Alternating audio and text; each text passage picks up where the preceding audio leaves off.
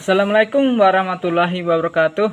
Perkenalkan, nama saya Aswan, Fakultas Tarbiyah dan Ilmu Keguruan, jurusan PGMI, NIM 2022 01 01 04 058. Baiklah, saya akan membahas materi yang berjudul Konsep Pendidikan IPS dan Karakteristik Pendidikan IPS. 1. Pendidikan IPS. Hakikat kehidupan manusia adalah suatu dinamika yang tetap tidak pernah berhenti, melainkan selalu aktif.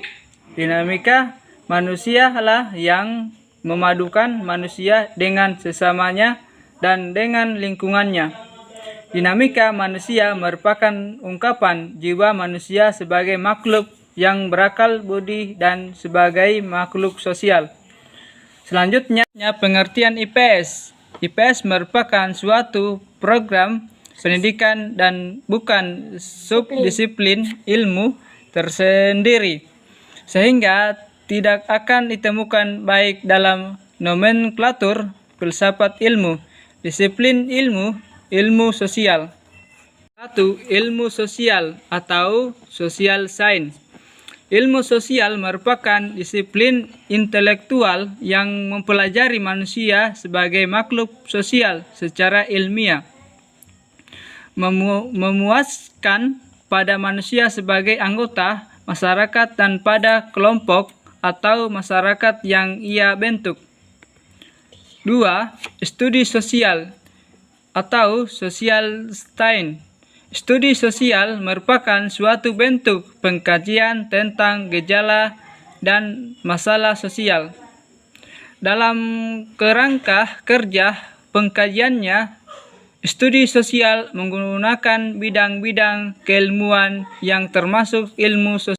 Tentang studi sosial ini, Ahmad Sanusi 1971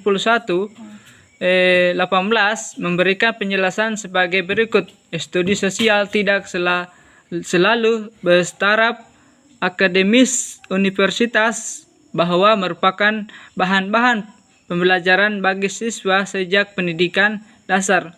Selanjutnya dapat berfungsi sebagai pengantar bagi lanjutan atau jenjang berikutnya.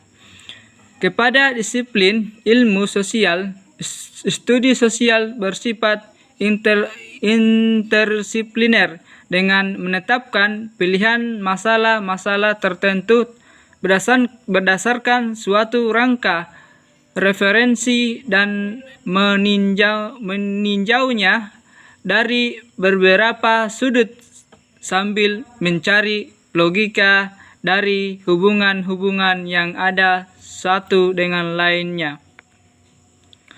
Ketiga, pengetahuan sosial IPS,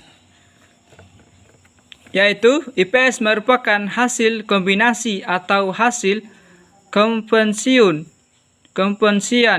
atau perpaduan dari sejumlah mata pembelajaran seperti geografi, ekonomi, sejarah, sosiologi, antropologi, politik. IPS berasal dari literatur pendidikan Amerika Serikat. Nama asli IPS di Amerika Serikat adalah social science. Itulah tersebut pertama kali dipergunakan sebagai nama sebuah komite, yaitu Committee of Social Science, yang didirikan pada tahun 1913. Dengan demikian, sebenarnya IPS itu berinduk kepada ilmu-ilmu sosial dengan pengertian bahwa teori, konsep, prinsip yang diterapkan pada IPS adalah teori konsep dan prinsip yang ada dan berlaku pada ilmu-ilmu sosial. B. Sejarah pertumbuhan ilmu pengetahuan sosial, yaitu bidang studi IPS yang masuk ke Indonesia adalah berasal dari Amerika Serikat yang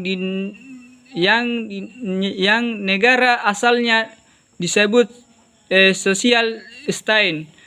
Pertama kali Sozialstein dimasukkan dalam kurikulum sekolah adalah di Red Bay, Inggris pada tahun 1827 atau sekitar setengah abad setelah revolusi instruksi abad 18 yang ditandai dengan perubahan penggunaan tenaga manusia menjadi tenaga mesin. Revolusi instruksi membawa perubahan, yaitu mendatangkan kemakmuran bagi sebagai masyarakat Inggris. Latar belakang dimasukkannya bidang studi IPS ke dalam kurikulum sekolah di Indonesia sangat berbeda dengan Inggris dan Amerika Serikat.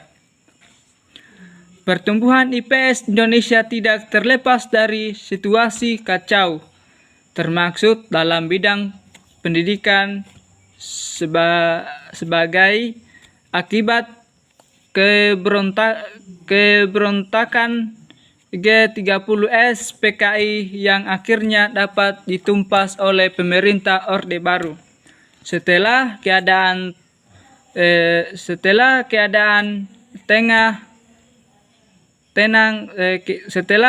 tenang, pemerintah melancarkan rencana pembangunan 5 tahun Repelita pada tahun Repelita 1 1969 sampai 1974 tim Pelita Nasional di bidang pendidikan menemukan 5 masalah nasional dalam bidang pendidikan. Selanjutnya C. Rasional mempelajari IPS. Pengajaran IPS Sozialstein sangat penting bagi jenjang pendidikan dasar dan menengah karena siswa yang datang ke sekolah berasal dari lingkungan yang berbeda-beda. Pengenalan mereka tentang masyarakat tempat mereka menjadi anggota diwarnai oleh lingkungan mereka tersebut. Pengenalan siswa melalui wahana luar sekolah meski masih bersifat umum, terpisah-pisah dan samar-samar. Oleh karena itu,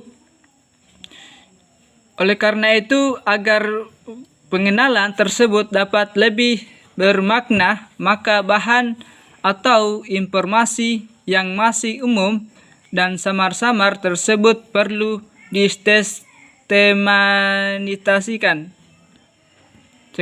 Itulah tadi materi yang saya bahas. Saya akhiri, wabillahi taufiq wal hidayah. Wassalamualaikum warahmatullahi wabarakatuh.